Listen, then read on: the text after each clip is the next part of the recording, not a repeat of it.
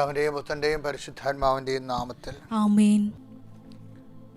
എല്ലാവരെയും ഈ പൊന്നുഷസിലെ കർത്താവിൻ്റെ ഹൃദയത്തിലേക്ക് സ്വാഗതം ചെയ്യുന്നു. കർത്താവിൻ്റെ തിരുമുറവാടുന്നാണ് ഈ പ്രധാന അത്ഭുതകരം. ഹൃദയത്തെയും ശരീരത്തെയും ജീവിതത്തെ സംരക്ഷിക്കട്ടെ എന്ന് ആശംസിക്കുന്നു. പ്രാർത്ഥിക്കാം. അമ്മേ പരിശുദ്ധമ്മേ, അമ്മേ പരിശുദ്ധമ്മേ, ദൈവമാതാവേ, അന്ന് അങ്ങ് കൃപാസനത്തിൽ പ്രത്യക്ഷപ്പെട്ട് വരാൻ പോകുന്ന മഹാദുരന്തത്തിൽ നിന്ന് രക്ഷപ്പെടാനും എല്ലാവർക്കും വേണ്ടി പ്രാർത്ഥിക്കുവാനും ആവശ്യപ്പെട്ടിട്ട് 20 വർഷം തികയുന്ന ഈ വേളയിൽ കൃപാസനത്തിലൂടെ ഞങ്ങൾക്കും ഈ ദേശത്തിനും അങ്ങ് മധ്യസ്ഥം തേടി തന്ന എല്ലാ അനുഗ്രഹങ്ങൾക്കും കൃപകൾക്കും ഞങ്ങളിപ്പോൾ ഹൃദയം നിറഞ്ഞ നന്ദി പറയുന്നു. അമ്മേ പരിശുദ്ധമ്മേ, ജപമാല മാതാവേ, സകല കൃപാസനം പ്രാർത്ഥനകളോടും ചേർത്ത് ഞങ്ങളിപ്പോൾ പ്രാർത്ഥിക്കുന്ന ഈ കുടുംബത്തിന്റെ പ്രത്യേക നിയോഗം. എൻ്റെ പ്രിയപ്പെട്ട നിയോഗം പറയുക. സ്നേഹത്തോടെ, ദൈവവിശ്വാസത്തോടെ, ഭക്തിയോടെ, പ്രത്യാശയോടെ, ശരണത്തോടെ ആണ് നിയോഗം പറയേണ്ടത്.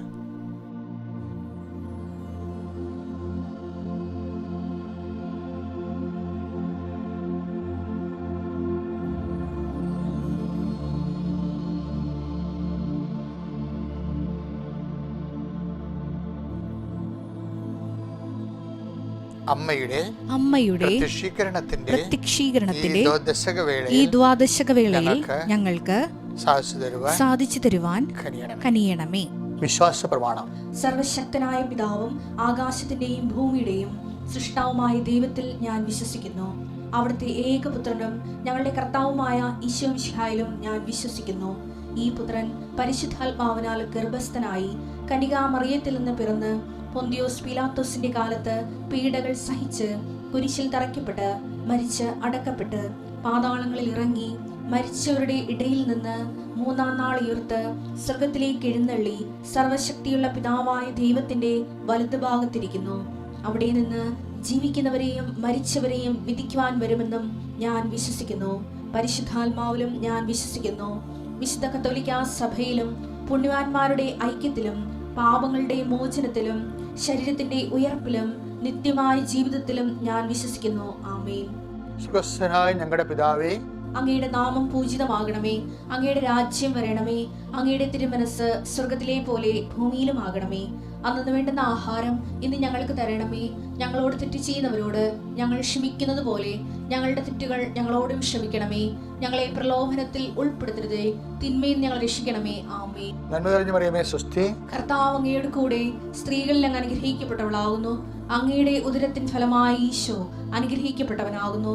പരിശുദ്ധ മറിയമേ, തമ്പുരാന്റെ അമ്മേ, പാപികളായ ഞങ്ങൾക്ക് വേണ്ടി ഇപ്പോഴും ഞങ്ങളുടെ മരണസമയത്തും തമ്പുരാനോട് അപേക്ഷിക്കണമേ. ആമേൻ. എൻ്റെ കർത്താവേ, നിന്റെ ഉന്നതമായ നാമത്തിന് സ്വസ്ത്രം ചെയ്യുന്നു. കർത്താവേ, നിന്റെ വിശുദ്ധ പൗരോഹിത്യത്തെ മഹത്വപ്പെടുത്തണമേ. എൻ്റെ മക്കളെ കണ്ണുടച്ച് കൈകൾ കുപ്പി അതീവഭക്തിയോടുകൂടി ഈ ദിനത്തിൻ്റെ ആശീർവാദം സ്വീകരിക്കാം. കർത്താവേ, നിന്റെ ഉന്നതമായ നാമത്തിന് സ്വസ്ത്രം ചെയ്യുന്നു. കർത്താവേ, നിന്റെ വിശുദ്ധ പൗരോഹിത്യത്തെ മഹത്വപ്പെടുത്തണമേ. കർത്താവെ, സഭയിലുള്ള സാന്നിധ്യം പ്രകടമാക്കണം. 38 വർഷം ഞാൻ അർപ്പിച്ച കുർബാനയുടെ യുഗതിയാണ്. കൃപാസ്ഥാനത്താറെ ജീവനോടെ പ്രത്യക്ഷപ്പെട്ട പരിശുദ്ധ അമ്മയുടെ മാധ്യസ്ഥത്തിൽ കർത്താവെ, ഇന്നത്തെ മുഴുവൻ നിയോഗങ്ങൾ അങ്ങേക്ക് സമർപ്പിച്ചുകൊണ്ട് അങ്ങയുടെ മക്കൾ പോകുന്ന വഴികൾ, ഇടപെടുന്ന വ്യക്തികൾ, സന്ദർശിക്കുന്ന സ്ഥാപനങ്ങൾ, ഇടപെടുന്ന എല്ലാവിധ ജീവിത സാഹചര്യങ്ങളും സഞ്ചാരിമാതാവെ, സമയത്തിൻ്റെ അധികാരി അമ്മയുടെ സാന്നിധ്യം കൊണ്ടാണ് പ്രാർത്ഥിക്കുന്നത്.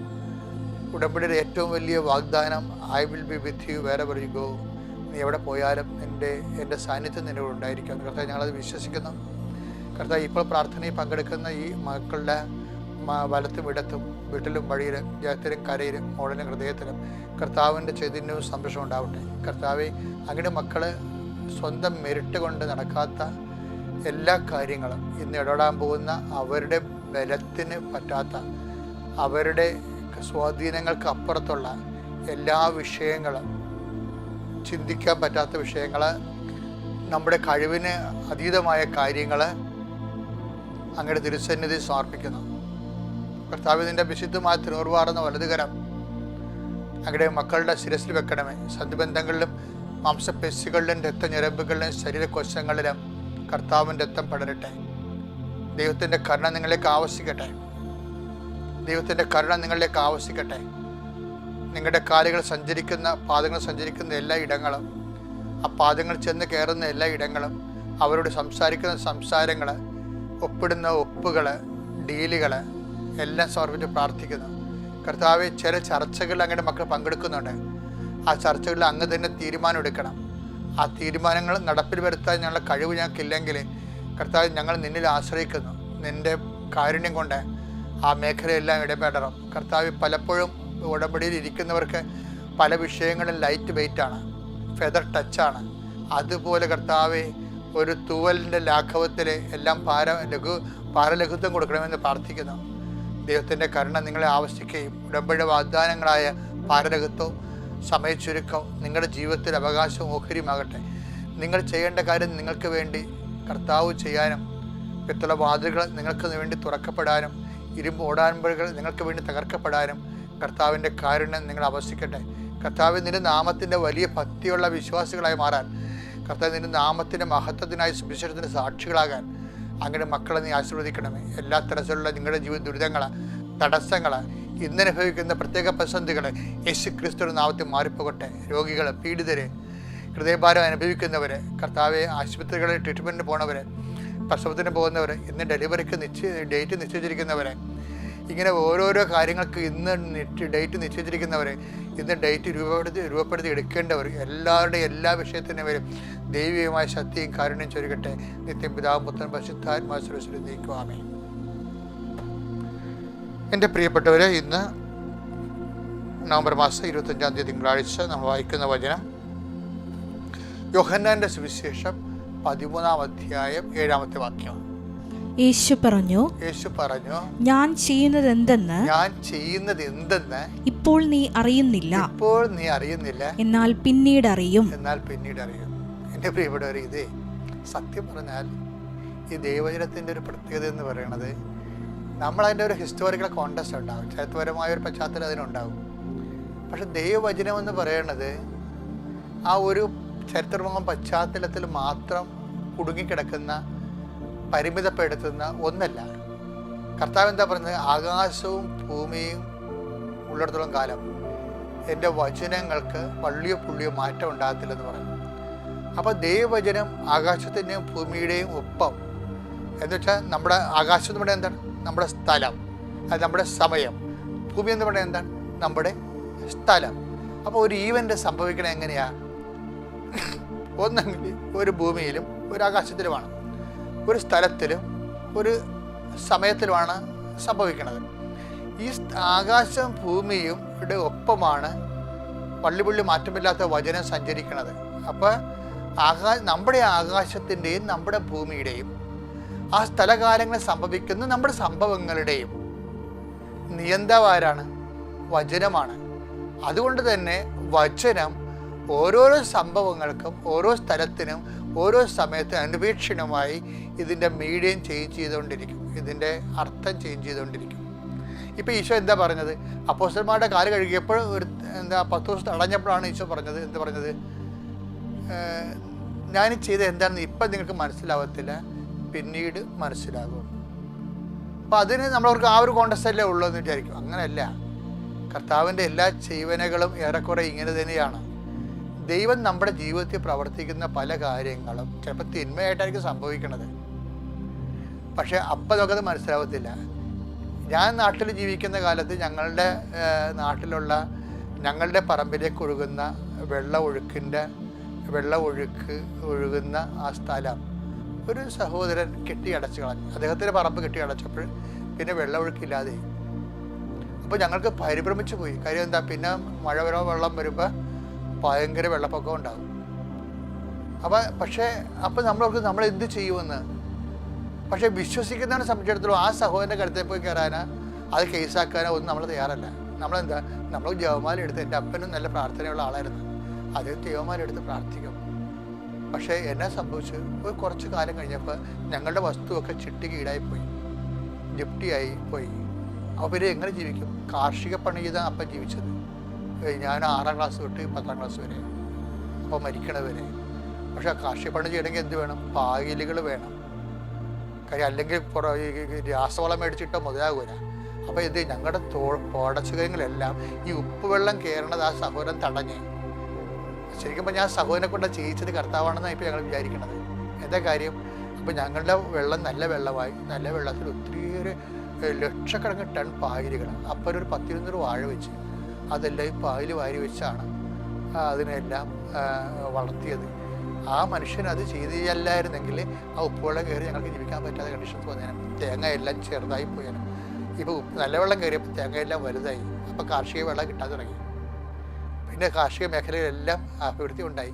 അപ്പോഴേ ഞാനീ ചെയ്തത് എന്താണെന്ന് ഇപ്പം നിങ്ങൾക്ക് മനസ്സിലാവത്തില്ല, പിന്നീട് മനസ്സിലാവുന്ന. ഇപ്പം നിങ്ങൾ മനസ്സിലായ ഇതാണ് ജീവിതാനുഭവങ്ങളെന്ന് പറയുന്നത്. ഒരിക്കലും നമ്മൾ ഓർക്കും നമ്മൾക്ക് എതിരാണ് ചെയ്യണമെന്ന്. അങ്ങനെയല്ല. ദൈവഭക്തിന് എതിരെ ആർക്കും നിൽക്കാൻ പറ്റത്തില്ല. ആദ്യം നീ ഭക്തിയുള്ളവനാവുക, ശക്തനായിരിക്കുക, ധീരനായിരിക്കുക. കർത്താവ് നിന്റെ കൂടെ. Praise the Lord.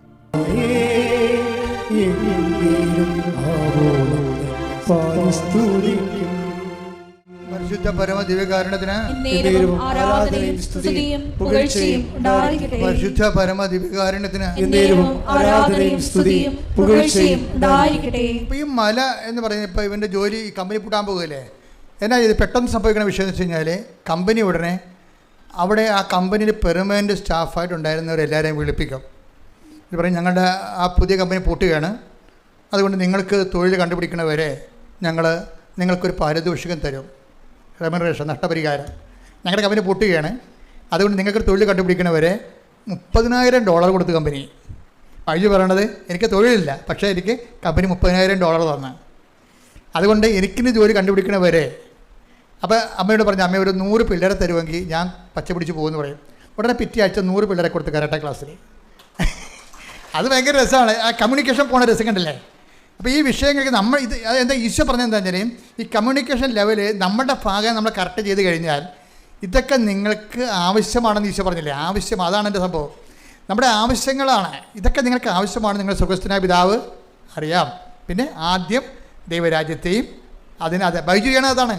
ബൈജു എല്ലാം ചെയ്യണത് തന്നെ. ആദ്യം ദൈവത്തിൻ്റെ കാര്യം ആദ്യം. ഇപ്പം നമ്മളെന്താ നമ്മൾ ദൈവത്തിൻ്റെ കാര്യം പോലും നമ്മുടെ കാര്യം കഴിഞ്ഞിട്ടാണ് കാണുന്നത്. അവിടെയാണ് ഇങ്ങനെ വെള്ളം വന്ന് വള്ളത്തിൻ്റെ അകത്ത് കിടക്കുകയാണ്, അതാണ് മുങ്ങിപ്പോണത്. നമ്മൾ ആദ്യം നമ്മുടെ കാര്യം പോലും ദൈവത്തിൻ്റെ കാര്യം എന്ന് പറയണത് നമ്മുടെ കാര്യമായിട്ടാണ് ഇരിക്കുന്നത്. നമ്മുടെ കാര്യം താമസിക്കണമെങ്കിൽ നമ്മുടെ ഉടമ്പടി പ്രാർത്ഥന കുഴപ്പവും. അതിൻ്റെ അർത്ഥം എന്താ? ദൈവത്തിൻ്റെ കാര്യത്തിൽ പ്രാധാന്യമില്ല, നമ്മുടെ വൈദ്യപ്പെടുപ്പിന് വേണ്ടിയാണ് കെട്ടിയെടുത്ത് ഇറങ്ങിയിരിക്കണം എന്നുള്ളത് ദൈവത്തിന് മനസ്സിലാകത്തില്ലേ. അതുകൊണ്ടാണ് ഡ്രൈ കവനൻ്റ് ഉണ്ടാകണത്. അപ്പോൾ നിങ്ങൾ എപ്പോഴും ദൈവമായിരിക്കണം വിഷയം. അതായത് ആദ്യം ചെയ്യേണ്ടത് നമ്മൾ ഇപ്പോൾ സുവിശേഷത്തിൻ്റെ അകത്ത് ഒരു നല്ലൊരു സർജറി ഉള്ളത് നമുക്കറിയാം. ഈ സർജറി ഓപ്പറേഷൻ നടക്കുന്നത്, സുവിശേഷത്തിൻ്റെ അകത്ത് ഓപ്പറേഷൻ നടക്കുന്നത് ഈ ധാരണകളിലാണ് വരണത്. ധാരണകൾ എപ്പോഴും വരുന്ന ഒരു വിഷയം. നമ്മുടെ ആധ്യാത്മിക ജീവിതം ഇപ്പോൾ മുമ്പ് പറഞ്ഞ പോലെ സംശയം കുറക്കാൻ എന്താ ചെയ്യേണ്ടത്? സ്നേഹം കൂട്ടണം. അതാണ് സംശയം അല്ലേ. അതാണ് ഹൃദയത്തിൽ ശങ്കിക്കുന്നതെന്ന് പറയുമ്പോൾ ഹൃദയത്തിൽ സ്നേഹമെല്ലാം വിശ്വസിക്കുന്നത് കൊണ്ട് തന്നെ വിശ്വാസം വർദ്ധിക്കുമ്പോൾ സംശയം കുറയും. പക്ഷേ അത് സ്നേഹമാണ് അതിൻ്റെ ഏജൻ്റ് എന്ന് പറയണത്. എന്ന് പറഞ്ഞാൽ ചെയ്യണ കാര്യങ്ങളെല്ലാം ദൈവത്തോടുള്ള സ്നേഹത്താലാണ് ചെയ്യേണ്ടതെല്ലാം, അല്ല നമ്മുടെ വിഷയത്തോടുള്ള സ്നേഹത്താലല്ല. ദൈവമായിരിക്കണം നമ്മുടെ വിഷയം. അപ്പം അതുപോലെ തന്നെ ഒരു ഫോർമുലയാണ് നമ്മൾ ജീവിക്കുമ്പോൾ ഈ ധാരണകളെ തിരുത്തണം. ധാരണകളില്ലേ എന്നുവെച്ചാൽ നമ്മുടെ ഉടമ്പടി എപ്പോഴും പെട്ടെന്ന് ബ്രേക്ക് ആകണമെങ്കിൽ ആദ്യം ചെയ്യേണ്ട നടപടി എന്ന് പറഞ്ഞാൽ ധാരണയെ തിരുത്തുകയാണ് ചെയ്യേണ്ടത്. നമുക്ക് ദൈവത്തെക്കുറിച്ചൊരു ധാരണയുണ്ടാകും. ബൈജൂസിനുണ്ടായ ധാരണ അതാണ്. ഈ സഞ്ചാരി മാതാവ് എന്ന് പറഞ്ഞാൽ പുള്ളിയുടെ ധാരണ ഇല്ലാത്തൊരു സാധനമാണ് സഞ്ചാരി മാതാവ്. ആ വലിയ വെച്ചും മക്കളും കൂടെ വന്നിട്ട് ഇയാളുടെ ധാരണയെ തിരുത്തി. മാതാവ് കൂടെ വരുമെന്നൊക്കെ പറഞ്ഞപ്പോഴേ ഞെട്ടിപ്പോയി ഇയാൾ. പല മാതാവിനെയും കണ്ടിട്ടുണ്ട്, കൂടെ വരുന്ന മാതാവ് കണ്ടില്ലേ വിളിയേ. അത് ധാരണ തിരുത്തി. അപ്പോൾ ഈ ധാരണയെ തിരുത്തുക എന്നുള്ളത് പരിശുദ്ധ പ്രവർത്തനത്തിൻ്റെ ലക്ഷ്യം തന്നെ അതാണ്, ധാരണയെ തിരുത്തുക എന്നാണ്. അന്ന് വരെ അവലംബം വെച്ചിരിക്കുന്ന എല്ലാത്തിനെയും തിരുത്തുക, എന്നിട്ട് ദൈവത്തെ അനുഭവിപ്പിച്ച് കൊടുക്കാൻ വേണ്ടി മാത്രം നമ്മളുടെ പരിശുദ്ധ പ്രവർത്തനങ്ങളെ ദൈവസ്നേഹത്തിൻ്റെ സാക്ഷിയെപ്പോലെ നമ്മളത് ശുശ്രൂഷിക്കുമ്പോഴാണ് ഫിലിപ്പിയർ 4:6 ഒന്നിനെക്കുറിച്ചും ആകുലരാകേണ്ട. പറഞ്ഞേ. ഒന്നിനെക്കുറിച്ചും ആകുലരാകേണ്ട. പ്രാർത്ഥനയിലൂടെയും അപേക്ഷയിലൂടെയും കൃതജ്ഞതാ സ്തോത്രങ്ങളോടെ നിങ്ങളുടെ യാചനകൾ ദൈവസന്നിധിയിൽ അർപ്പിക്കുവിൻ. അപ്പോൾ നമ്മുടെ എല്ലാ ധാരണയെയും അതിലംഘിക്കുന്ന ദൈവത്തിന്റെ സമാധാനം നിങ്ങളുടെ ഹൃദയങ്ങളെയും ചിന്തകളെയും യേശുക്രിസ്തുവിൽ കാത്തുകൊള്ളും. അപ്പോൾ ഈ ധാരണകളെ അതിലംഘിക്കുന്ന ഒരു സിറ്റുവേഷൻ ഉണ്ട്, ഒരു സാധ്യതയുണ്ട്. എപ്പോഴും ഉടമ്പടി ബ്രേക്ക് ആകണത് നമ്മുടെ ധാരണകളെ ചേഞ്ച് ആക്കുമ്പോഴാണ്. ഒന്ന് അത് അങ്ങോട്ടും ഇങ്ങോട്ടുമുള്ള ബയലാറ്ററായിട്ടുള്ള ഒരു പ്രോസസ്സിംഗ് ആണത്. അതായത് നമ്മൾ ഉടമ്പടിയിലൂടെ ദൈവത്തിനെക്കുറിച്ചുള്ള നമ്മുടെ ധാരണകൾ നമ്മൾ തിരുത്തുന്നുണ്ട്. പിന്നെന്താണ്, ദൈവത്തിന് നമ്മളെക്കുറിച്ചൊരു ധാരണയുണ്ട്, അതാണ് ആദ്യം തിരുത്തേണ്ടത്. ദൈവത്തിന് നമ്മളെക്കുറിച്ച് ഒരു ധാരണ ഉണ്ടല്ലോ, അതല്ലേ. അപ്പോൾ ദൈവത്തിന് നിങ്ങൾ ഉടമ്പടി ഇടുമ്പോൾ തന്നെ അറിയാം, ഈ മുതൽ ഏത് ഉടമ്പടി ഇട്ടാലും സങ്കരം തെങ്ങ തന്നെയാണ്. പണ്ടത്തെ പരിപാടി തന്നെ കൈയിരിക്കണത്, മാറ്റമൊന്നുമില്ല. ഇപ്പോൾ ബൈജു തന്നെ പറയുന്നുണ്ട്, എന്നാ കുന്തമായാലും 90 ദിവസമല്ലേ ഉള്ളെന്ന്. ബൈജു അവസാനം ആദ്യം ഉടമ്പടി ചെയ്യണമെങ്കിൽ അറിയാവാ, എന്ത് കുന്തമായാലും ശരി 90 ദിവസം മതിയല്ല, സഹിച്ചാൽ മതിയല്ല എന്ന്. 90 ദിവസം അതാണ് ഒരു ധാരണ എന്ന് പറയണത്.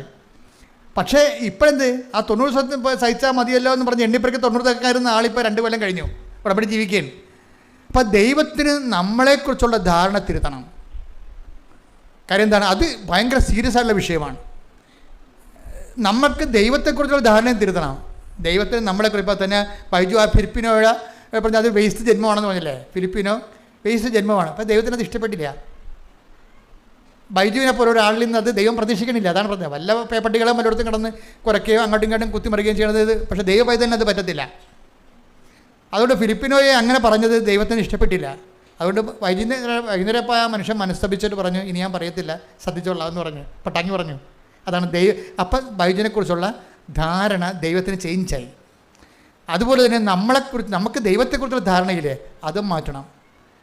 നമ്മൾക്ക് അത് എപ്പോഴും ഏറ്റവും സീരിയസ് ആയിട്ടുള്ള ഇതിൻ്റെ അകത്ത് റിസ്ക് പിടിച്ച പരിപാടി എന്ന് പറയണത് നമ്മളെക്കുറിച്ചുള്ള ദൈവത്തിൻ്റെ ധാരണ മാറ്റണം. ഉടമ്പടി കൊണ്ട് ഉദ്ദേശിക്കുന്നത് അതാണ്. സത്യം പറഞ്ഞാൽ നിങ്ങൾ ഓർക്കും ഉടനടി പരിഹാരമാണ്, ഉടമ്പടി പരിഹാരം നടക്കും. പക്ഷെ അതിൻ്റെ ലക്ഷ്യം അത് മാത്രമല്ല. നമ്മളെക്കുറിച്ചുള്ള ദൈവത്തിൻ്റെ ധാരണകൾ നമ്മൾ ചേഞ്ച് ആക്കണം. നമ്മുടെ നിലപാടിലൂടെ, നയത്തിലൂടെ, സമീപനത്തിലൂടെ. അതാണ് അത് നമ്മളെക്കുറിച്ച് ദൈവത്തിനുള്ള ധാരണ. ഇപ്പം നിങ്ങൾ 1 തെസ്സലോനിയൻസ് 5:16 എടുത്ത് എപ്പോഴും സന്തോഷത്തോടെ ഇരിക്കുവിൻ. തന്നെയല്ലേ അത്. ഫിലിപ്പിയർ 4:6 തന്നെ അത് എന്താണ് പറഞ്ഞേ, എപ്പോഴും സന്തോഷത്തോടെ ഇരിക്കുവിൻ, ഇടവിടാതെ പ്രാർത്ഥിക്കുവിൻ, എല്ലാ കാര്യങ്ങളിലും നന്ദി പ്രകാശിക്കുവിൻ. ഇതാണ് യേശുക്രിസ്തുവിൽ നിങ്ങളെ സംബന്ധിച്ചുള്ള ദൈവഹിതം. അപ്പൊ ദൈവത്തിന്റെ ധാരണ ഇതാണ്. നമ്മളെ സംബന്ധിച്ചിടത്തോളം ദൈവത്തിൻ്റെ ധാരണയുണ്ട്. ആ ധാരണയിലേക്ക് നമ്മൾ വളർന്നു വരണം. പിടിയാ, നമ്മളെ സംബന്ധിച്ചിടത്തോളം ദൈവത്തിന് ഒരു ചാർട്ടേഡായിട്ടുള്ള ധാരണയുണ്ട്. എന്തൊക്കെയാണ്? എപ്പോഴും സന്തോഷത്തോടെ ഇരിക്കണം, അതാണ് വിഷയം. മനസ്സിലായില്ലേ? പിന്നെന്താണ്? ഇടവില്ലാതെ പ്രാർത്ഥിക്കണം. പിന്നെന്താണ്? എല്ലാ കാര്യങ്ങളിലും കൃതജ്ഞത പ്രകാശിപ്പിക്കണം. ഇപ്പം നീറ്റിൻ്റെ പരീക്ഷയ്ക്ക് തോറ്റാലും ഇട്ടാ പോലെ വീട്ടിൽ കിടന്നിട്ട് അമ്മയുമ്പോൾ ഞാൻ പള്ളിയിലും വരണില്ല, ഒരു പട്ടക്കാരനെ കാണുന്നില്ലെന്ന് പറഞ്ഞോട്ട് കിടക്കല്ലേ. ആ പിശാചികൾക്ക് അങ്ങനെ കിടന്ന ഒരു പ്രശ്നമൊന്നുമില്ല. കാര്യം ഇന്നത്തെ സുവിശേഷത്തിലുണ്ടേ എല്ലാവർക്കും നിത്യജീവൻ പറഞ്ഞിട്ടില്ലെന്ന്. ആ നിത്യജീവിതത്തെക്കുറിച്ച് പറഞ്ഞപ്പോൾ ഞാൻ ഞെട്ടിപ്പോയി. ഞാൻ അപ്പുറത്തിരിപ്പുണ്ടായിരുന്നു അവിടെ. ഇന്ന് സുവിശേഷം വായിച്ചതാണ്. ഇത് നിത്യജീവന് വേണ്ടി നിയോഗിക്കപ്പെട്ടവരെന്ന്. ടേക്ക് ദ വെടപ്പോൾ ശ്രദ്ധിക്കട്ടെ. Hallelujah, hallelujah, hallelujah. അപ്പോസ്തല പ്രവർത്തനങ്ങൾ 13-ാം അധ്യായം 47-48 തിരുവചനങ്ങൾ. ഇത് മുഴുവനും ചതിയാണ്. ചതി എന്ന് കഴിഞ്ഞാൽ വിശുദ്ധമായ ഒരു, അതായത് നമ്മൾ ഈ എല്ലാവരും രക്ഷപ്പെടണമെന്നൊക്കെ ദൈവം ആഗ്രഹിക്കുന്നുണ്ട്, ഇല്ലേ? അങ്ങനെ ഒരു വചനമുണ്ട്, എല്ലാം രക്ഷപ്പെടണമെന്നുണ്ട്. പക്ഷേ എല്ലാം രക്ഷപ്പെടുക. എല്ലാ മക്കളും IAS കിട്ടണമെന്ന, ഡോക്ടർമാരാണെന്ന്, എഞ്ചിനീയർമാരാണെന്നൊക്കെ അപ്പന്മാർ ആചരിക്കുന്നുണ്ട്. ചില അമ്മ പോയി കഞ്ചാവ് പിടിച്ചതിന് അപ്പന്മാരെന്ത് ചെയ്യാനാണ്? പിടിയിട്ടില്ലേ? ചിലന്മാർ പഠിക്കാൻ വിട്ടപ്പോഴേ അവിടെ ബാംഗ്ലൂരിൽ അവിടെ ലാൽ ബാഗിലൊക്കെ കറങ്ങിടക്കുകയാണ് കണ്ട പെൺപിള്ളേരുമായിട്ട്. അതിന് അപ്പനെന്ത് ചെയ്യാനാ? അപ്പനെ എല്ലാവരും രക്ഷപ്പെടണമെന്ന് ആഗ്രഹമുണ്ട്, പക്ഷെ മക്കളെ സമ്മതിക്കണ്ടേ? മനസ്സിലായില്ലേ? ഇതുപോലെ എപ്പോഴും നമ്മൾ ശ്രദ്ധിക്കണം. ദൈവത്തിന് ഒരു ധാരണയുണ്ട്. ആ ധാരണയ്ക്കൊപ്പം വളർന്നുകൊള്ളാമെന്നാണ് ഈ ഉടമ്പടി പറയണത്. ദൈവത്തിൻ്റെ ധാരണ എന്താണ്? 5:16 ദൈവത്തിൻ്റെ ധാരണ. എന്താ ദൈവത്തിൻ്റെ ധാരണ? എപ്പോഴും സന്തോഷത്തോടെ ഇരിക്കണം. നീറ്റിൽ മാർക്ക് കുറഞ്ഞു പോയാലും അടുത്ത പോലെ എഴുതിയെടുക്കാമെന്ന് പറഞ്ഞ് നമ്മൾ സന്തോഷം ഇരിക്കണം. അല്ലെങ്കിൽ ഞാൻ നല്ലോണം പഠിച്ചതാണ്, പിന്നെ ചിലർക്ക് മസിൽ പിടിക്കത്തില്ലേ, പഠിക്കാത്തവരൊക്കെ എഴുതിപ്പോയി നീറ്റിൻ്റെ പരീക്ഷയ്ക്ക് എന്തോ കുഴപ്പമുണ്ടായിട്ട് അമ്മ അട്ടിമറി കാണിച്ചിട്ടുണ്ട്. ചില ആൾക്കാർ ക്വസ്റ്റ്യൻ ചോർത്തി കിട്ടി, വെറുതെയാണ് ഇവളുടെ കഴിവുകേട്. വീട്ടിൽ പോയി ഇവിടെ കൊച്ചാകാതിരിക്കാൻ വേണ്ടി പരീക്ഷയും സംവിധാനങ്ങളെല്ലാം കുറ്റം പറഞ്ഞാണ്, ഒരു കഥയുമില്ല. ഇങ്ങനെയുള്ള പരിപാടികളെല്ലാം എത്ര കാലം ദൈവം കണ്ടിട്ടുള്ളതാണ്. നിങ്ങൾ ഓന്തോടിയ വെയിൽ വരെ നിങ്ങളുടെ പരാജയങ്ങളുണ്ടെങ്കിൽ അതിനെ അക്സെപ്റ്റ് ചെയ്യണം. അല്ലാതെ ഉടനെ ഞാനേ ഈ വിചാരം കൊണ്ടും വാക്കുകൊണ്ടും പ്രവൃത്തി കൊണ്ടും വന്നില്ല, വിചാരത്താലും വാക്കാലും പ്രവർത്തിയാലും. അപ്പം ഞങ്ങളുടെ കപ്പേരത്ത് അത് വാക്കാലം എന്ന് പറയുമ്പോൾ വക്കാലം എന്നായി പോകും. അപ്പോൾ ഞാൻ അത് കെട്ടിത്തൂക്കണ കാര്യം വല്ലതും ആയിരിക്കുമെന്ന്. അതെന്താ പ്രശ്നം എന്ന് വെച്ച് കഴിഞ്ഞാൽ, എന്താ പ്രോബ്ലം എന്ന് വെച്ച് കഴിഞ്ഞാൽ, ചില ആൾക്കാർക്ക് ചില വിഷയങ്ങൾക്ക് വരുമ്പോൾ ഉടനെ ചത്ത് കളയാൻ തീരുമാനിക്കും. പരീക്ഷയ്ക്ക് ഒന്നും ഉണ്ടാകത്തില്ലേ, ഒന്നും ഉണ്ടാകത്തില്ല. ആ പരീക്ഷ 5 മാർക്ക് കുറഞ്ഞു പോയതായിരിക്കും, അത് അടുത്ത പോലെ എഴുതിയെടുക്കാം. അതുകൊണ്ട് അവരുടെ ആവശ്യമില്ലാത്ത നിരാശ ഉണ്ടാണത്. എപ്പോഴും നമ്മൾ ശ്രദ്ധിക്കേണ്ട ഒരു വിഷയം വെച്ചാൽ, ദൈവം ഇതൊന്നും അക്സെപ്റ്റ് ചെയ്യണില്ല. എന്താ പറയണത്, നീ തോറ്റാലും മാർക്ക് കുറഞ്ഞാലും നിൻ്റെ കൂടെ നിൽക്കുന്ന സ്വിറ്റ്സർലൻഡിലേക്ക് പോയാലും നീ എന്ത് ചെയ്യണം, എപ്പോഴും സന്തോഷത്തോടെ ഇരിക്കണം. അതാണ് വിഷയം. ദൈവ പൈതലാണ് നീയെങ്കിൽ എപ്പോഴും സന്തോഷത്തോടെ ഇരിക്കണം. പിന്നെന്താണ്, എന്തെല്ലാം ഇടതടവില്ലാതെ പ്രാർത്ഥിക്കണം. എന്താ കാര്യത്തിലറിയാവോ, നീ നടക്കേണ്ട വഴി കൃത്യമായിട്ടും ദൈവത്തിൻ്റെ കൈവെള്ളം എഴുതി വെച്ചിരിക്കുക. I have carved out in my പാ. എന്ത് രസമാണ് കേൾക്കാൻ. ഞാൻ നിന്നെ എൻ്റെ ഉള്ളം കയ്യിൽ ഇങ്ങനെ കൊത്തി വെച്ചിരിക്കുകയാണെന്നാണ്. നീ നടക്കേണ്ട വഴി നിൻ്റെ മുഖത്ത് നോക്കി ഞാൻ പറയുമെന്ന്. അപ്പോൾ മുഖത്ത് നോക്കണമെന്നുണ്ടെങ്കിൽ എന്താണ്, കയ്യിൽ ഇങ്ങനെ കൊത്തി വെച്ചിരിക്കുകയല്ലേ. ഇൻറ്റിമസിയാണ് പറയണത്. ദൈവമായിട്ട് കമ്മ്യൂണിക്കേറ്റീവ് ഇൻറ്റിമസി ഉണ്ടായിക്കഴിഞ്ഞാൽ ദൈവം തന്നെ നമ്മളെ വഴി നടത്തിക്കൊണ്ടിരിക്കും. ഇപ്പോൾ വെറുതെ എന്താ പറഞ്ഞത്, അമ്മേ കുഞ്ഞുങ്ങളെ വളർത്തണ്ടേ, കരാട്ട സ്കൂളിൽ പിള്ളേരല്ല കേട്ടാ ജീവിക്കേണ്ടതെന്ന് ചോദിച്ചപ്പോൾ എന്താ പറഞ്ഞത്, $30,000 എടുത്ത് കൊടുത്തേക്ക്. $30,000 അവിടെ അവർ മാത്രം കിട്ടിയിട്ടുള്ളൂ. അതാണ് രസം. അപ്പോൾ എന്ന് വെച്ചാൽ ഓരോരുത്തൻ്റെ കാര്യങ്ങളെക്കുറിച്ചും ദൈവത്തിന് കൃത്യതയുണ്ട്. നമ്മൾ എപ്പോഴും ദൈവഹിതം എന്താണെന്ന് നോക്കണം. ദൈവഹിതം എന്താ, ദൈവത്തിന് നമ്മളെക്കുറിച്ചുള്ള ധാരണയാണ് ദൈവഹിതം. എന്താണ്, എപ്പോഴും സന്തോഷത്തോടെ ഇരിക്കണം. ഇപ്പോൾ എനിക്ക് കുറച്ച് ഡിസീസൊക്കെ ഉണ്ട്, പക്ഷേ നിങ്ങളൊക്കെ എൻ്റെ ഈ കൂടെയുള്ള ഈ ഗോമോളും അച്ഛനൊക്കെ അവർ എന്നെ ഈ കാര്യത്തിൽ ദുഃഖിച്ച് കണ്ടിട്ടുണ്ടാവില്ല. എപ്പോഴും കണ്ടത് ഞാൻ ഭയങ്കര സ്മാർട്ടാണ്. അത് ഇപ്പം തന്നെ ചുമയൊക്കെ പിടിച്ച് രാത്രി ആവിയൊക്കെ പിടിച്ചുകൊണ്ടിരിക്കുകയായിരുന്നു. കാര്യം ഇവിടെ നിന്ന് വേർത്തിട്ട് ബനിയം വരെ അകത്തുകൊണ്ട് പിഴിഞ്ഞിട്ട് ബനിയത്ത് അകത്തോട്ട് വെള്ളം അകത്ത് കയറിയിട്ട് പതിര രാത്രി പനിയായിരുന്നു. അപ്പോൾ എനിക്ക് ഇത്തിരി പേടിയായിരുന്നു, ഇന്ന് ഇങ്ങനെ സ്വരമൊക്കെ പോകും, വല്ല കുഴപ്പമുണ്ടാകുന്നൊക്കെ പേടിയായിരുന്നു. പക്ഷേ എന്തായാലും ഞാൻ ഹാപ്പിയാണ്. ഇപ്പോൾ ജീവിതത്തിൽ ഇങ്ങനെ കുറേ സംഭവങ്ങളൊക്കെ വരുമ്പോഴും നമ്മളെന്താ പറഞ്ഞിരിക്കുന്നത്, എപ്പോഴും സന്തോഷത്തിലിരിക്കുക. പിന്നെന്താണ്, ഇടതരമില്ലാതെ പ്രാർത്ഥിക്കുക. പിന്നെന്താണ്, എല്ലാ കാര്യങ്ങളെ ഓർത്തുകൊണ്ടും. അല്ലാതെ നിനക്ക് വിജയം തരുന്ന കാര്യം മാത്രമല്ല, എല്ലാവർക്കും വിജയം തരുന്ന കാര്യം മാത്രമല്ല, എല്ലാ കാര്യങ്ങളെ ഓർത്തുകൊണ്ട് നന്ദി പറയണം. ഞാൻ അതായത് എപ്പോഴും എൻ്റെ പ്രശ്നം വെച്ചാൽ, ഞാൻ സെമിനാരി പഠിക്കുന്ന കാലത്ത് 2 മാസമൊക്കെ രാത്രി കിടന്ന് കരയുമായിരുന്നു. 2 മാസം. അതിൻ്റെ കാര്യം വെച്ചാൽ, എനിക്ക് എൻ്റെ അപ്പൻ, ഞാൻ 10ാം ക്ലാസ്സിൽ പഠിക്കുമ്പോഴാണ് മരിച്ചു പോയത്. അപ്പോൾ എനിക്ക് വേണ്ടി ആ 10ാം ക്ലാസ്സിൽ പിരിയണ സമയത്ത്, മോഡൽ എക്സാം സമയത്ത് ഓട്ടോഗ്രാഫ് വാങ്ങിക്കണം. അപ്പം ഭയങ്കര കൃഷിക്കാരനാണ്. അപ്പോൾ തന്നെത്താൻ തന്നെ ഒരു കൊല വെട്ടിയെടുത്ത് തോളെ വെച്ചുകൊണ്ട് കടയിൽ പോയി അത് കൊടുത്തിട്ട് എനിക്ക് ഓട്ടോഗ്രാഫ് മേടിച്ചുകൊണ്ട് വന്ന്, അതെനിക്ക് ഓർത്ത് സഹിക്കാൻ പറ്റില്ല. ആ അപ്പനാണ് 10ാം ക്ലാസ്സിലെ പരീക്ഷയ്ക്ക് മരിച്ചു പോയത്. അപ്പോഴും എനിക്ക് നോബടി, ഞാൻ ഒറ്റയ്ക്കൊരു കൾസ കൊടുത്താണ് സെമിനാരിൽ പോയി ചേരണത്. അപ്പോൾ അതുകൊണ്ട് അപ്പനെക്കുറിച്ച് ഓർക്കുമ്പോൾ എനിക്ക് സഹിക്കാനാവാത്ത വേദന വരും എപ്പോഴും. പിന്നെയാണ് ഞാൻ ഓർക്കുന്നത്, അപ്പൻ ജീവിച്ചിരുന്നെങ്കിൽ തീർച്ചയായിട്ടും എന്നെ ഇടവക വൈദ്യനായിട്ട് വിടത്തില്ല. അപ്പൻ ഈ ഇടവക വൈദ്യനായിട്ട് ഭയങ്കര ഗുസ്തിയായിരുന്നു ആദ്യകാലം പോലെ. അപ്പോൾ എന്നോട് എപ്പോഴും പറയും, റിലീജിയസാണ് നല്ലത്, നീ റിലീജിയസിന് പോയാൽ മതിയെന്ന്. അപ്പോൾ ഞാനതനുസരിച്ച് റിലീജിയസിന് പോകാൻ വേണ്ടി തന്നെയാണ് ഒരുങ്ങി നടന്നത്. പക്ഷേ കർത്താവ് പറഞ്ഞത്, ഈ രൂപത ജീവിക്കുന്നതും റിലീജിയസ് തന്നെയാണ്. നമ്മൾ എവിടെ ആയിരിക്കുന്നു എന്നല്ല പ്രശ്നം, നമ്മൾ എന്തായിരിക്കുന്നു എന്നാണ് പ്രശ്നം. സ്ഥലത്തിനല്ല പ്രശ്നം, സംവിധാനത്തിനല്ല പ്രശ്നം.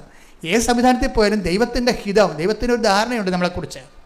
അപ്പോഴെന്നാ പറ്റിയത്, ഇപ്പോഴേക്ക് തോന്നുന്നത് എന്താണ്, അപ്പൻ വലിയ കിടപ്പൊന്നുമില്ലാതെ നേരത്തെ കർത്താവിൻ്റെയൊക്കെ പോയില്ലേ, അന്ന് എനിക്കത് മനസ്സിലായില്ലേ, ഇന്ന് എനിക്കത് മനസ്സിലായി. അപ്പോൾ എന്താണ്, എല്ലാ കാര്യങ്ങൾക്കും കൃതജ്ഞത പ്രകാശിപ്പിക്കുകയും. ദൈവപൈതൽ അങ്ങനെയാണ് ചെയ്യണത്. അല്ല ദൈവം എന്നോട് ചെയ്തത്, എല്ലാവർക്കും ഭർത്താവുണ്ടല്ല, എല്ലാ പെണ്ണുങ്ങളും കല്യാണം കഴിച്ചൊക്കെ പറ്റില്ല, പിള്ളേരെ കൊണ്ട് നടക്കണമല്ല, എനിക്ക് മാത്രമേ കുഞ്ഞിക്കാരെ കാണാൻ പറ്റില്ല, നിങ്ങൾക്ക് ഈ പട്ടി കാണാതെ കാറിക്കൊണ്ട് നടക്കുന്നൊരിക്കലും അതൊന്നും പ്രാർത്ഥനയല്ല ശരിക്കും പറഞ്ഞാൽ. എന്താണ്, അങ്ങനെ ഒരു സിറ്റുവേഷനിലാണെങ്കിൽ പോലും നീ ദൈവദൃശ്യത്തിന് വരുമ്പോൾ എന്താണ്, എപ്പോഴും സന്തോഷത്തിരിക്കുക. എന്താ കാര്യം, ഈ ഒരു അവസ്ഥയിൽ തന്നെ ഇതിൻ്റെ കറസ്പോണ്ടിങ് അനോയിൻറ്റിങ് ഉണ്ട്. ഈ ഒരു അവസ്ഥയില്ല. ഇപ്പോൾ നിനക്ക് മക്കളില്ല, അത് വിചാരിച്ചോ, മക്കളെ കിട്ടുമായിരിക്കും, ചിലപ്പോൾ കിട്ടത്തില്ല. പക്ഷേ ഇവിടുത്തെ എന്ന് പറയുമ്പോൾ മാക്സിമം ഈ 90% കിട്ടുന്ന കേസേ ഇവിടെ ഉള്ളൂ. കിട്ടാത്ത കേസ് അപൂർവമാണ്. പക്ഷേ എന്നാലും കർത്താവിൻ്റെ നിലപാടെന്താണ്, ധാരണ എന്താണ്, നീ എപ്പോഴും സന്തോഷത്തോടെ ഇരിക്കാൻ. അതാണ് വിഷയം. ആ പഴയ കാലങ്ങൾ ഓർത്തിട്ട് അയ്യോ ഞാൻ അന്ന് പറഞ്ഞതാണ്, എന്നൊക്കെ കാനഡ വിടാൻ പറഞ്ഞതാണ്, ഞാനിപ്പോൾ എവിടെ ഇരിക്കേണ്ടതാണ് എന്ന് പറഞ്ഞുകൊണ്ട് എപ്പോഴും അമ്മനെ ചത്തുപോയ അമ്മനെ മുഴുവൻ പ്രായിക്കൊണ്ട് നടക്കുന്ന കുറേ തലതെറിച്ച പിശാചുക്കളുണ്ട്. ആ ചാപ്റ്റർ എല്ലാം ക്ലോസ് ചെയ്യണം. കഴിഞ്ഞ കാലങ്ങളിൽ സംഭവിച്ച വിഷയങ്ങൾ എൻ്റെ കർത്താവ് ഒന്നും സംഭവിച്ചിട്ടില്ല, നിന്നെക്കുറിച്ച് ഇതാണ് ദൈവഹിതം എന്നുണ്ടെങ്കിൽ ആ ദൈവഹിതം അക്സെപ്റ്റ് ചെയ്തിട്ട് നീ സന്തോഷമായിട്ടിരിക്കണം. എപ്പോഴും എന്താ സൗജന്യം, എന്താണ് എപ്പോഴും സന്തോഷിച്ചിരിക്കുക. വിശുദ്ധ ജീവിതം എന്ന് പറഞ്ഞാൽ ആത്മാവിലുള്ള ജീവിതമല്ലേ. അവിടെയാണ് എന്താ പ്രശ്നം, നമ്മളെ എന്ത് കിട്ടിയാലും പോയാലും നമ്മളെപ്പോഴും പറയുമ്പോൾ മറ്റതാണ് ശരി എന്ന് പറയുമ്പോൾ എപ്പോഴും നമ്മൾ ചില വീഡിയോ നമ്മൾ കണ്ടിട്ടില്ലേ, ചില പട്ടികളെ, കൊച്ചു പട്ടിനെയും വലിയ പട്ടിനെയും കൂടി ജയമാനം വരെ നിർത്തിയിട്ട് എന്ത് ചെയ്യുന്നത് വെച്ച് കഴിഞ്ഞാൽ ഈ പട്ടി ഭക്ഷണം കഴിക്കുന്ന സമയത്ത് ആ മറ്റേ പട്ടിയെടുത്ത് പാത്രത്തിൽ എന്തൊക്കെയാണ് കിട്ടണമെന്ന് നോക്കിക്കൊണ്ടിരിക്കും പട്ടി. എന്നിട്ട് കിടന്ന് എന്ന് കരയ്ക്കും. എന്ന് പറഞ്ഞ പോലെ തന്നെ മറ്റുള്ളവർക്ക് എന്ത് കിട്ടിയെന്നുള്ളത് നമ്മുടെ സബ്ജക്റ്റ് അല്ല. മനസ്സിലായില്ലേ? മറ്റുള്ളവർ എവിടെ പോയെന്നുള്ളത് നമ്മുടെ സബ്ജക്റ്റ് അല്ല.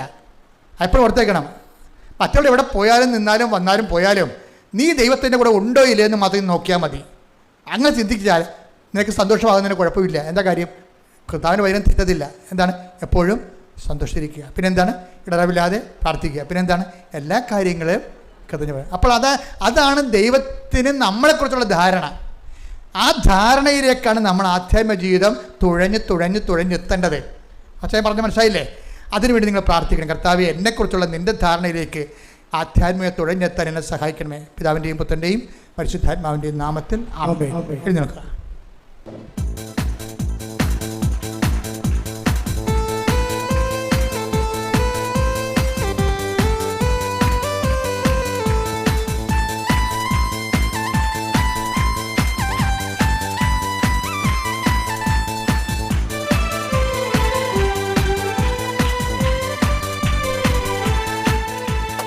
ആത്മസന്തോഷം കൊണ്ടാനന്ദിപ്പാൻ കൊണ്ട് നിറയ്ക്കണമേ.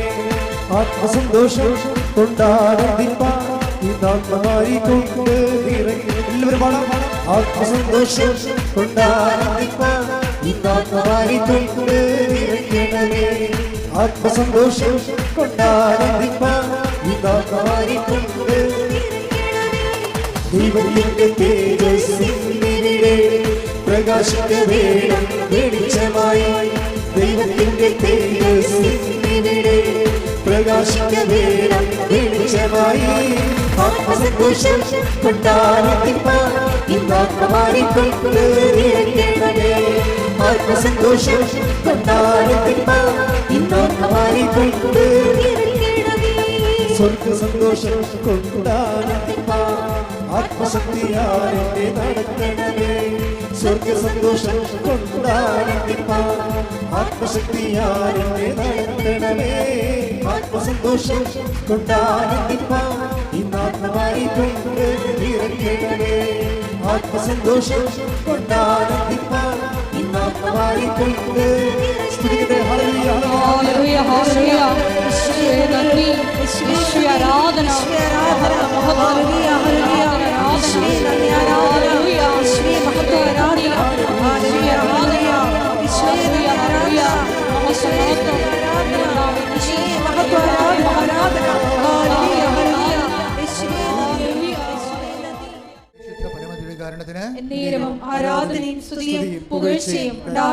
പരിശുദ്ധ പരമദിവ്യകാരുണ്യത്തിന് ആരാധനയും സ്തുതിയും പുകഴ്ചയും ഉണ്ടായിരിക്കട്ടെ. എൻ്റെ മക്കളെ, രോഗമുള്ളിടത്ത് കൈകൾ വെക്കുക.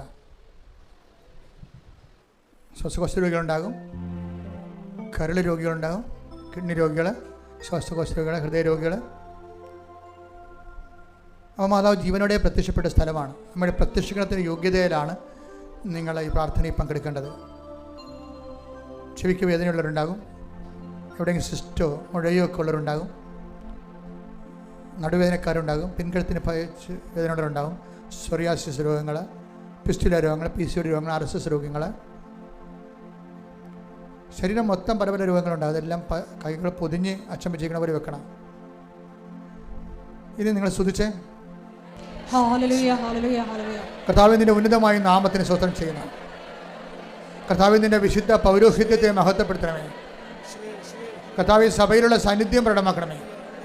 39 വർഷം ഞാൻ അർപ്പിച്ച കൃപായുടെ യോഗ്യതയാൽ കൃപാസ്ഥാനത്താറെ ജീവനോടെ പ്രത്യക്ഷപ്പെട്ട പരിശുദ്ധ അമ്മയുടെ മാധ്യസ്ഥതാൽ അൾത്താരയിൽ നടന്ന 10,000-കണക്കിന് ആരാധന ശക്തിയാൽ കർത്താവിൻ്റെ ശക്തി നിങ്ങൾക്ക് ആവശ്യിക്കട്ടെ. കർത്താവിൻ്റെ ശ്രുതിക്കട്ടെ, ശ്രുതിക്കട്ടെ. കർത്താവിൻ്റെ ശക്തി നിങ്ങൾക്ക് ആവശ്യിക്കട്ടെ. കർത്താവിൻ്റെ ശക്തി നിങ്ങൾക്ക് ആവശ്യിക്കട്ടെ. കർത്താവേ, നിന്റെ തിരുവിലാവിലെ മുറിവിനെ ഓർത്തുകൊണ്ട് അങ്ങയുടെ ശക്തി, രോഗസൗഖ്യ ശക്തി, മനസ്സൗഖ്യ ശക്തി ഇപ്പോൾ മക്കളിലേക്ക് ആവശ്യിക്കട്ടെ. അങ്ങയുടെ അവകാശവും ഓഹരിയുമായ തിരുസഭയോട് നീ കാരുണ്യം കാണിക്കണമേ. ഇവിടെ തീർത്ഥാടനത്തിൽ പ്രാർത്ഥിക്കുന്നവർ, വീട്ടിലിരുന്ന് ഓൺലൈനിൽ പ്രാർത്ഥിക്കുന്നവരുടെ മേലും കർത്താവിൻ്റെ ശക്തി ഒഴുകട്ടെ. മാർഗരോഗങ്ങൾ, തീരാവ്യാധികൾ, മൂക്കിൽ ദശ വളരുന്ന അവസ്ഥകൾ, കണ്ണിന് കാഴ്ചക്കുള്ള അവസ്ഥകൾ, ചെവിക്ക് കേൾവിക്കുള്ള അവസ്ഥകൾ, മെനിഞ്ചൈറ്റിസ് പോലുള്ള രോഗങ്ങൾ, അതുപോലെ തന്നെ മാറാത്ത തലവേദനകൾ, അതിൻ്റെ മൂലകാരണങ്ങൾ, അടിമുഴക്കം പോലെ അടുപ്പിട പോലെ കർത്താവിൻ്റെ ശക്തി യേശുവിൻ്റെ നാമത്തിൽ സൗഖ്യം പ്രാപിക്കട്ടെ. ശ്രുതിക്കട്ടെ.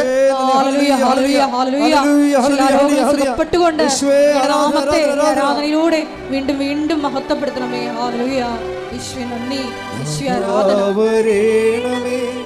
എന്നിൽ നിറയണമേ, നാഥാവരേണമേ, സൗഖ്യം നൽകണമേ, നാഥാവരേണമേ, എന്നിൽ നിറയണമേ, നാഥാവരേണമേ, സൗഖ്യം നൽകണമേ. എൻ്റെ മക്കളെ വിവിധ പരീക്ഷകൾ എഴുതിയ മക്കളുണ്ട്, റിസൾട്ട് വെയിറ്റ് ചെയ്യുന്നവർ. അവർ ഉടമ്പടി എടുത്തിരിക്കുന്നത് തന്നെ അവർ ആ പരീക്ഷയുടെ വിഷയം ഉടമ്പടി വെച്ചപ്പോൾ തന്നെ ദൈവത്തിന് അറിയാം. എന്താണ് അറിയാവുന്നത്? നിങ്ങളുടെ കഴിവിലല്ല നിങ്ങൾ ആശ്രയിക്കുന്നത്, കർത്താവിൻ്റെ കൃപയിലാണെന്ന്.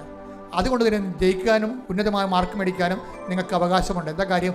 നിങ്ങളുടെ കഴിവിനേക്കാൾ ഉപരി ദൈവത്തിൻ്റെ കൃപയെ വിശ്വസിക്കുന്നതുകൊണ്ടാണ് അത് ഉടമ്പടിയാക്കി മാറ്റിയിരിക്കുന്നത്. ആ ഉടമ്പടി എടുത്തിരിക്കുന്ന മക്കളെല്ലാം അവിടെ മേലെല്ലാം കർത്താവിൻ്റെ കൃപ ആവശ്യിക്കുന്നതിന് വേണ്ടി ശ്രുതികട hallelujah. Hallelujah, hallelujah, hallelujah, hallelujah. മഹത്വം, മഹത്വം, ആരാധന, ആരാധന. Hallelujah, hallelujah. നാഥാ വരണമേ, നാഥാവരേണമേ, എന്നിൽ നിറയണമേ, നാഥാവരേണമേ, സൗഖ്യം നൽകണമേ, നാഥാവരേണമേ, എന്നിൽ നിറയണമേ, നാഥാവരേണമേ, സൗഖ്യം നൽകണമേ. പ്രത്യേക മാനസിക അവസ്ഥയിൽ, വൈകാരിക അവസ്ഥയിൽ ഈ ദുരന്തപരമായ അവസ്ഥയിൽ നിന്ന് ഒരു ഇഞ്ച് മുന്നോട്ട് പോകാൻ പറ്റണില്ലെന്ന് കണ്ണീരോടെ പ്രാർത്ഥിക്കുന്നവരുണ്ട്. ചിലപ്പോൾ സാമ്പത്തികമായ കടങ്ങളായിരിക്കാം, ചിലപ്പോൾ വിവാഹം ഒത്തുവരാതെ വീട്ടിൽ നിന്ന് എല്ലാവർക്കും വേണ്ടി കഴുകിയ അവസ്ഥ, നമുക്ക് ജീവിതമല്ലാത്ത രീതിയിൽ എല്ലാവരും നമ്മൾ പലതരത്തിൽ സമ്മർദ്ദപ്പെടുന്ന അവസ്ഥയാകാം. ഈ നരകത്തിൽ നിന്ന് എവിടെയെങ്കിലും പോയി രക്ഷപ്പെട്ടാൽ മതി എന്ന് രാവിലെ പകലും കണ്ണീര് കുടിക്കുന്ന വ്യക്തിയാകാം നീ. അപ്പം അങ്ങനെ എല്ലാവരുടെയും വേദനകളെ ഇപ്പോൾ ആൾക്കാരെ വെക്കുകയാണ്. പരിശുദ്ധമ്മയുടെ പ്രത്യക്ഷീകരണത്തിൻ്റെ ശക്തിയിൽ നിങ്ങളുടെ എല്ലാ വിഷമങ്ങളും, ജോലിയില്ലാത്തവരുണ്ട്, വീടില്ലാത്തവരുണ്ട്, വഴിയില്ലാത്തവരുണ്ട്, അതുപോലെ തന്നെ ആരും സഹായിക്കാനില്ലാത്തവരുണ്ട്. ഒരു കാര്യം വന്നാൽ പോലും തിരക്കാനോ ചോദിക്കാനോ പറയാനോ കൂടെ വരാനോ പോകാനോ ആരും ഇല്ലാത്തവരുണ്ട്. അവിടെ എല്ലാം ദൈവത്തിൻ്റെ കണ്ണയ്ക്ക് വേണ്ടി വിട്ടി വീഴുമ്പോൾ ശ്രദ്ധിക്കട്ടെ. ആരാധന, മഹത്വം, മഹത്വം.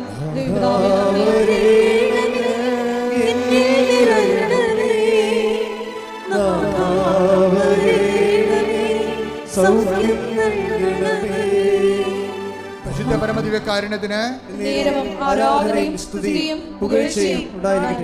ജോലിയില്ലാത്തവർ, ജോലി നഷ്ടപ്പെടാൻ പോകുന്നവർ, നഷ്ടപ്പെട്ട ജോലിക്ക് വേറെ സ്ഥലത്ത് കിട്ടാൻ പോകുന്നത്, എന്ത് ചെയ്യണമെന്നൊരു തിട്ടമില്ലാത്ത ആൾക്കാരുണ്ട്. ഏത് രാജ്യത്ത് പോകണം, ഏത് ജോലി ചെയ്യണം, ഇവിടെ തന്നെ എന്താ ചെയ്യേണ്ടതെന്നതിനെക്കുറിച്ച് ഐഡിയ ഇല്ലാത്തവരുണ്ട്. ആപ്പാട് ജീവിതം കലങ്ങി മറിഞ്ഞ് കുഴഞ്ഞു കിടക്കുന്നവരുണ്ട്. അവർക്കെല്ലാം കൃത്യമായ ബോധ്യങ്ങൾ, അതായത് 72 മണിക്കൂറിനുള്ളിൽ ദൈവം അവരുടെ വിഷയത്തിൻ്റെ മേൽ കൃപാസന അമ്മ ദൈവമാതാവിൻ്റെ പ്രത്യേകമായി ഇടപെടലുണ്ടാകുന്നതിന് വേണ്ടി ഇടിമുഴക്കം പോലെ ശ്രദ്ധിക്കട്ടെ.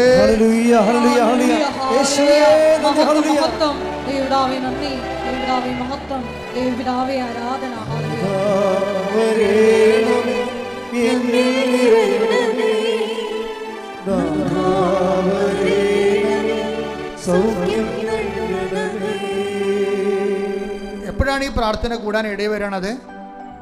ചിലപ്പോൾ 2 കൊല്ലം കഴിഞ്ഞായിരിക്കും ചില ആൾക്കാർ ഈ പ്രാർത്ഥന കൂടുന്നത്. അപ്പോൾ അവരുടെ വിഷയത്തിന് മേൽ 72 മണിക്കൂറിനുള്ളിൽ ആ വിഷയത്തിന് ദൈവം തീരുമാനം ഉണ്ടാക്കും. കാര്യം എന്താ വെച്ച് കഴിഞ്ഞാൽ പ്രാർത്ഥനയിൽ കർത്താവിൻ്റെ അടുത്ത് നിന്നുകൊണ്ട് യേശുവിൻ്റെ നാമത്തിലാണ് നമ്മൾ പ്രത്യാശിക്കുന്നത്. അതുകൊണ്ട് തന്നെ സമയബന്ധിതമായിട്ട്, സമയമായില്ല കൃപാസനം പ്രാർത്ഥനകളെല്ലാം സമയത്തിന് മേൽ ദൈവത്തിൻ്റെ അധികാരം പരിശുദ്ധ അമ്മയിലൂടെ പ്രഖ്യാപിക്കുന്നതാണ് ഉടമ്പടി. ശ്രദ്ധിക്കട്ടെ.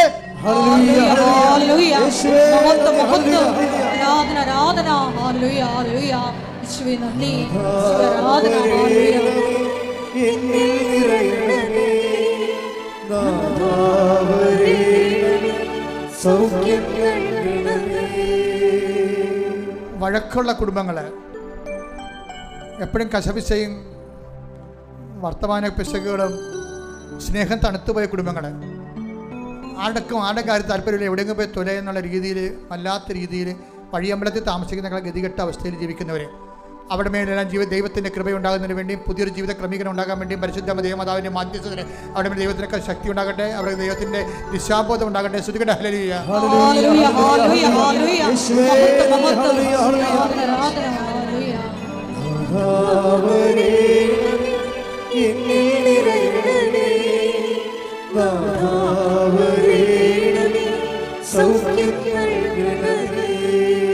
പിരിഞ്ഞുപോയ ഭാര്യാഭർത്തകന്മാർ ഒരുമിച്ച് ജീവിക്കാൻ വീണ്ടും ആഗ്രഹിക്കുന്നവരെ, കോടതി കേസ് അനുകൂലമായി വിധിച്ചുകൊണ്ട് ദൈവത്തിന് നീതി നിറവേറാൻ ആഗ്രഹിക്കുന്നവരെ, തിന്മയിൽ നിന്ന് രക്ഷപ്പെടാൻ ഉദ്ദേശിക്കുന്നവരെ, അവിടെ പ്രാർത്ഥനകളുടെ മേലെല്ലാം ദൈവത്തിന്റെ തീരുമാനം ഉണ്ടാകാൻ വേണ്ടി ശ്രുതികട്ടെ ശ്രുതികട്ടെ ശ്രുതികട്ടെ.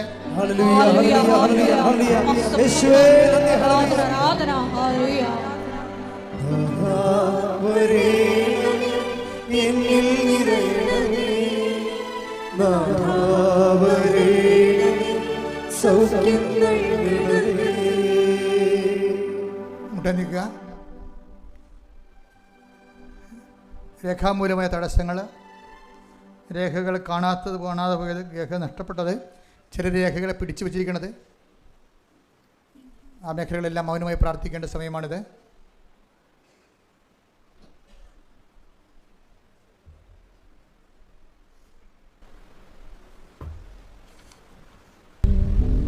ഒരിക്കൽ കൂടി മരിയൻ ഉടമ്പടിയിൽ സമർപ്പിച്ചിരിക്കുന്ന എല്ലാ വിഷയങ്ങളും ദൈവമാതാവിൻ്റെ മധ്യസ്ഥതയിൽ ദിവ്യകാരുണ്യ സന്നിധിയിൽ സമർപ്പിച്ച് നമുക്ക് മൗനമായിട്ട് പ്രാർത്ഥിക്കാം. ഹൃദയത്തിൽ ശങ്കിക്കാതെ ഈ മലയോട് കടലിൽ ചെന്ന് വീഴുക എന്ന് പറഞ്ഞാൽ അത് സംഭവിക്കുക തന്നെ ചെയ്യുമെന്ന് തിരുവചനത്തിലൂടെ നീ ഞങ്ങൾക്ക് ബോധ്യപ്പെടുത്തി തരികയായിരുന്നു.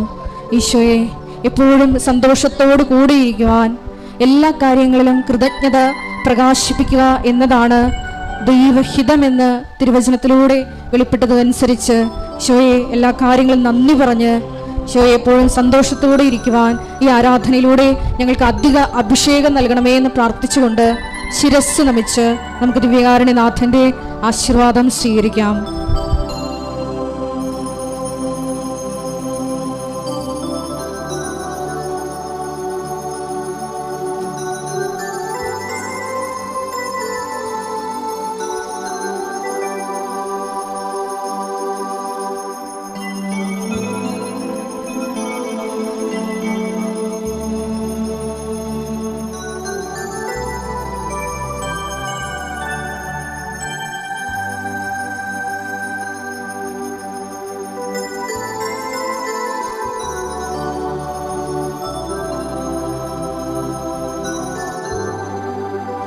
പരിശുദ്ധ പരമ ദിവ്യകാരുണ്യമേ, ഇന്നു നിന്നും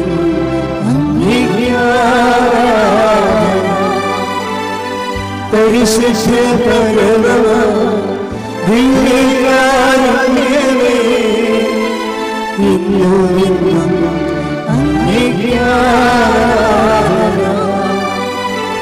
പരിശുദ്ധ പരമ ദിവ്യകാരുണ്യമേ, ഇന്നു നിന്നും